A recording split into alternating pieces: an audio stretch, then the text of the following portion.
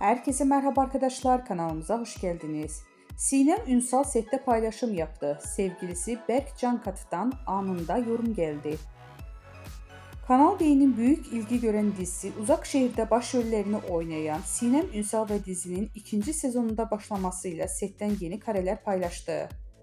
Ünsal sosyal medya hesabının üzerinden yaptığı paylaşımda set atmosferinden dair anıları takipçileriyle paylaştı. Bu paylaşım kısa sürede büyük beğeni toplarken sevgilisi ve aynı zamanda oyuncu olan Berk Cankat'tan anında bir yorum geldi. Sinem Ünsal dizide aile karakterine hayat verirken sette yaptığı paylaşımlarda adından söz ettiriyor.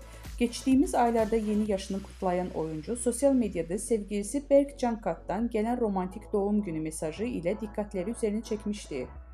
2 yıldır birlikte olan ünlü çift doğum günü mesajları sosyal medyanın kullanıcıları tarafından ilgiyle takip edildi. Berk Cankat, Sinem Ünsal'a hitap ederek "canım eşim" diye seslenmişti. Cankat'ın mesajında şunlar yazılmıştı: "Biricik yol arkadaşım, sevdiceğim, kıymetlim, neşem, gücüm, desteğim. İyi ki doğuldun, iyi ki hayatına kabul ettin beni.